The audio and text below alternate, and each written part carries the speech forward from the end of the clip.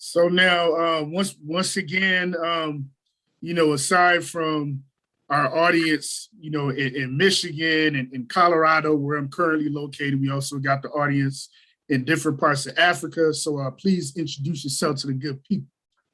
Oh man, Armonee Felder from Detroit, Michigan. Graduated 2017. I'm Osborne, east side of Detroit. Yes, sir. For those they're not too familiar with Detroit, oftentimes they don't realize that, there is some differences between west side of Detroit, east side of Detroit, whether it comes to styles of fashion, styles of play on the basketball court, rivalries in different sports. So just to let the people know that part.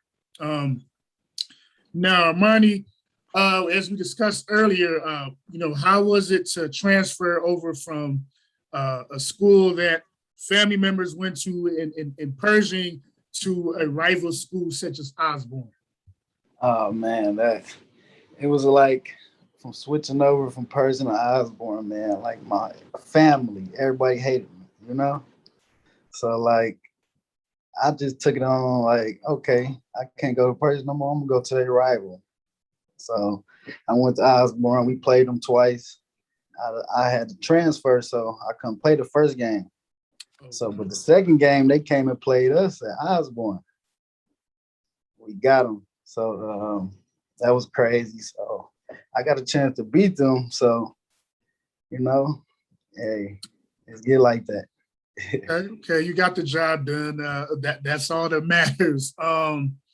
Now taking it back to the PSL, not just like with Pershing with that rivalry, but who are some of the other point guards that you really had to get 8 hours of sleep for, be warmed up and focused and meditated for?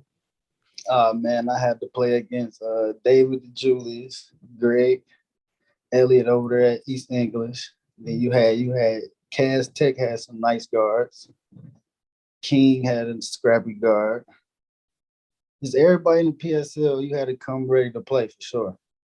Okay. But then it's about the games the coach schedule though. Like guys that's ranked in the same class as you. So like Amari Harding, Jermaine Jackson, all them kids that's in class of 2017. Okay. Now, as far as preparing for your senior year back in 2017, did you have like a game plan or like a bucket list of things to like make improvements on for that last and final senior year? Yes, sir. Like my dad had said, y'all watch that show. We had to knock that shot down. So I just worked on making threes. Like I just got a lot of shots up. Had one of my coaches get in the gym every day, tell me what I'm doing wrong when I'm shooting the ball. Like when I'm getting 500 shots, 1,000 shots a day up, he telling me what I'm doing wrong. Not enough legs. The art, hold it up there longer. Like just your mechanics and your shots. You gotta shoot the same every time. Okay. Yeah. So perfect practice makes perfect. Now, most definitely. With Team Felder, with you coming from family basketball royalty of pure point guards, are there like special ball handling drills that's passed on from Felder to Felder, kind of reveal not all your secrets, but some real important ball handling drills that y'all like to do? Oh man, a lot of cone work. Okay, like through the legs, double crossover, in and out cross. It's just you gotta just play with that ball a lot. That's one thing. We dribble the ball a lot. Walk around the block 2-3 times, dribbling the ball, right hand, left hand. Just gotta learn how to play with it. Like that's all it is. Besides your big bro that played in the league, were there any other NBA point guards that you'd like to, kind of pattern a little bit of your game from or take certain bits and pieces from? Yes, sir. For me,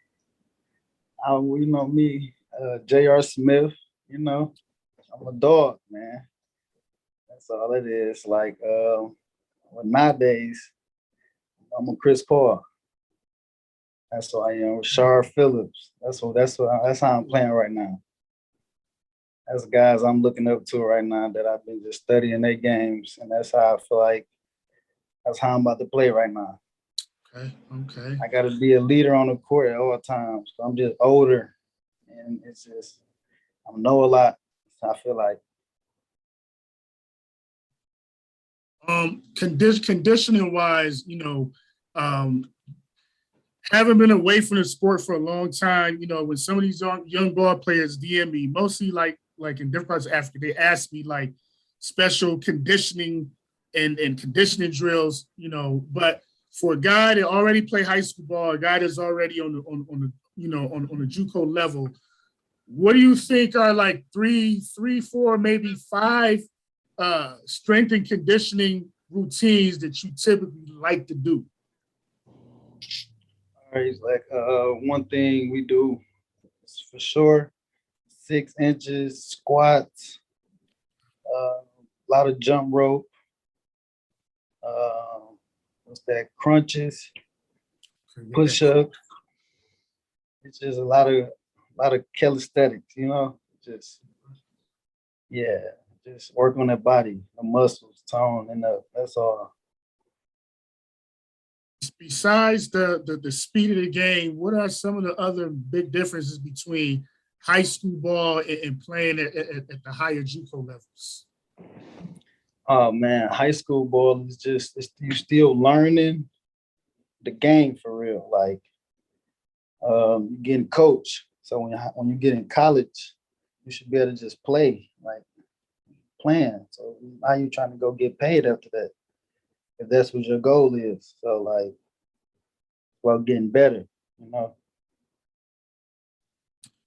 How would you describe, some of your teaching moments and your relationship with your high school coach from back at Osborne, and what are some of the things that you took from him moving on to the next level? Oh man, got Coach Will, man. He taught me a lot, man. Like he gave me the keys when I got there to get in the gym whenever I felt like it. Night, day, don't matter. He gave me the keys whenever, pick me up, get me in the gym. But he just taught me like to put the team on my back. Like that's what he gave. He gave me the keys though. That was the first coach for sure. So like he just let me play. Like he didn't run a play every time down. He let me call the plays. Like you gotta just earn that respect. And that kind of leads into my next question. What does it mean to you to be a coach on the floor? Being a leader, like someone like miss a shot, tell them, oh, you're gonna make the next one. Keep playing. Like don't ever put no one down. Like you might yell at them, but you gotta just let them know. Like the yell just mean like keep playing. Like never put no one down. Never make no one feel like they're nothing. Like that's one thing. So obviously, with the PG position, there's levels to it. You gotta get involved, but you also gotta get others involved as well. Yes, sir. Now, with this being a youth and mentorship podcast, from time to time, when I get certain DMs where it's strictly like specifically basketball, do you mind if sometimes I lean on you for some tips and pointers? Yes, sir. Anytime. I'm available, man. Anytime. Appreciate that. Anytime, man. DM's open, man. Hit me up, y'all. All y'all gotta do. Appreciate you letting me come on here, man, for real.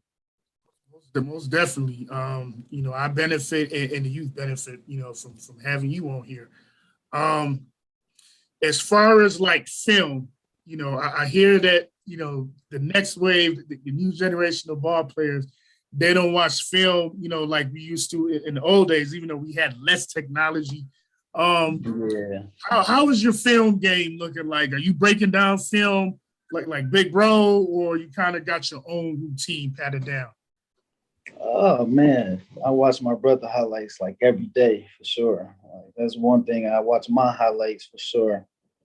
anytime I just lay in that bed and get on YouTube, I for sure watch all point guards, shooting guards. I for sure do that. Yeah, that's got to be. If you're a ball player, if you're not doing that, you're not a ball player. I mean, you're not learning nothing new.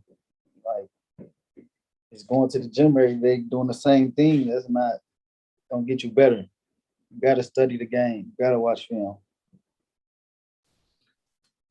Now, when it comes to, being on the other side, as far as, you being a student athlete, what are some of the challenges you would say come with being in the classroom, after a hard night of practice, you're banged up, beat up, battered and bruised, and then you got an exam in a couple of days or the very next day.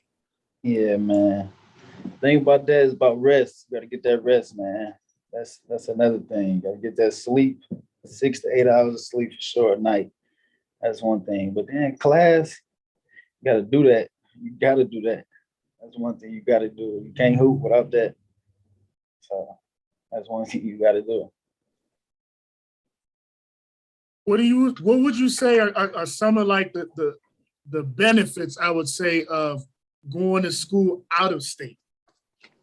What you I hate say? to put you on the spot, but people want to know. What you say? What are some of the benefits of going to school out of state?